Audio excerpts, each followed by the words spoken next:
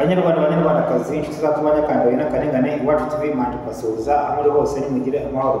Ndasuhuza umuntu wese witwa impirimbanyi, nsuhuza abantu bose bakunda tubanyakandoye n'akarengane iwacu TV. Nongera gusa ko umuntu wese udukurikirana hari n'ishene twafunguye yitwa u Rwanda Twifuza. Iyo shene ya kabiri yunganira ngiyi yitwa u Rwanda Twifuza. Hari ibiganiro binyuraho ibitabasha kunyuramo mujye murebe, kandi buri muntu wese akande kuri isabone ku Rwanda Twifuza. Abakunda tubanyakandoye bibuka ko hari ishene yitwa u Rwanda Twifuza. Ndabashimiye rero abakoze subscribe, abakoze like, mwese ndabashimiye kandi Imana ibamugisha. Ubwo rero ntabwo nabura kubabwira ko umuntu wese agomba gutera inkunga FRN, agatera inkunga FDL, agatera inkunga na guverinoma y'u Rwanda ikorera mu buhungiro, kandi ukabikora uzi ko uri kubitsa aho ingese zitagera, kuko nta kindi kintu na kimwe gishobora gukora hino karinga atari umuriro, atari imbaraga za gisirikare. Icyo cyo rwose babwira ubihakana ntabwo ndi kumwe na bigo, nta gihe kiraje kikigira amahoro kariya gatsiko kataragenda. Ibyo ngira ngo nta muntu atabizi, n'impinja zirabizi uko baje bica, baje basenya, baje bakubita impinja ku bikuta. Ibyo ntabwo utabizi. Umuntu baje gukubita uruhinja ku gikuta akarusekura muri sekuru, nta kibatakora.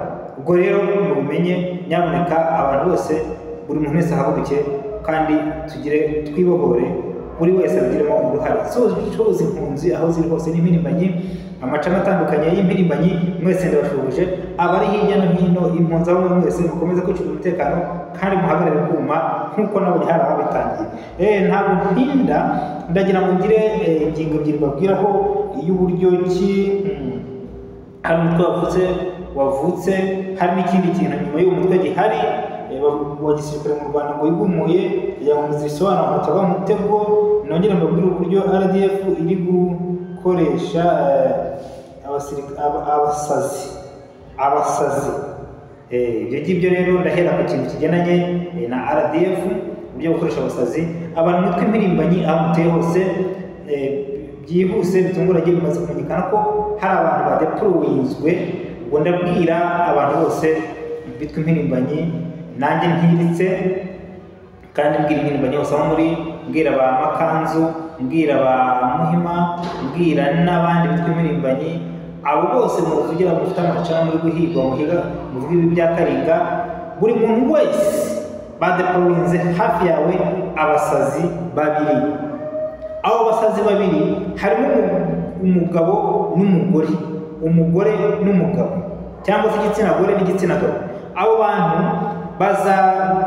ni ba bantu bazaho muri, wenda hari n'abahageze bazaho muri bagakuramo imyenda, ukabona umuntu ari yikoreye, ariko akaza akaryama hafi y'ahantu utuye, akaharyama, imyenda akayikuramo, agasigarana k'imbere akaharyama, akaba afite ibintu by'ibipapuro, ibisharamba yikoreye, ariko afite n'amakaramu n'utuntu tw'udushe mpuzagenda yandikamo, ukagira ngo nibyo abasazi, ariko abantu bakora demayi.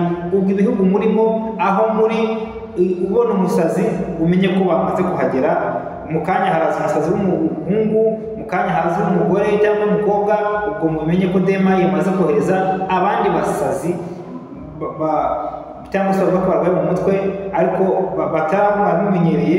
Haje abandi bashyashya bo kugira ngo batwice, cyangwa se aho mwagiye babasanga babicireyo. Ubwo impirimbanyi aho muri, mugire vuba icyo kintu mukitondere kandi mukitwararikemo, mugire uko mwitwara. Uwo umusazi hafi y'urugo rwawe, si uko abasazi batariho, ariko ushishoze, demayi yohereje abandi. Murakoze cyane. Icyo ngira ngo buri muntu wese aracyumva. Icya kabiri, hari umutwe wa gisirikare bavuze ko wigumuye mu gihugu, cyangwa se igisirikare cyacitsemo kabiri. Nibyo turabizi ko cyacitsemo kabiri, ariko nubwo cyacitsemo kabiri nta gitero kigaragara bari bakaba. None hari umutwe numvise bavuze ngo niba witiriye Nyamvuba, niba witiriye iki, ngo sinzi izina witiriye, ngo uwo mutwe ngo uri mu gihugu cy'u Rwanda, ngo wemeye ku ngabo z'u Rwanda. Ibyo bintu bicunga neza, tumaze kubimenya none mu makuru yihuse atunguranye. Ni amayeri bafashe bakoze yo kugira ngo bereke FRN na FDL, ariko hari undi mutwe uri kurwanya leta, abantu bawujoyininge kugira ngo babone uko FRN cyangwa FDL iri mu mutego. Ibyo mubimenye, niko inkotanyi zikora, zongeye kwirasa mu kirenge kuri iyo mpamvu. Si uko badahari bigumwe, barahari, kandi turabizi ariko nta gitendo barakora cyo kugira ngo bagabe igitero cyangwa se bagire ahandi hantu bafata bavuye muri FPR.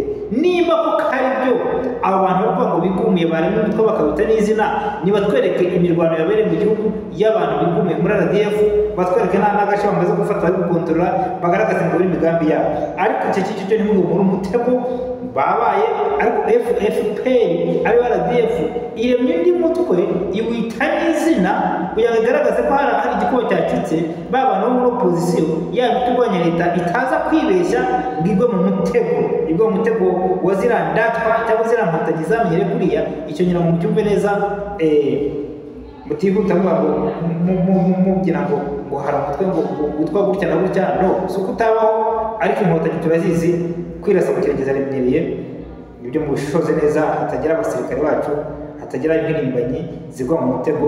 Nyaboneka turababuriye ubwo naho mu kanya mu yandi makuru turi gutegura. Bye, murakoze mwese.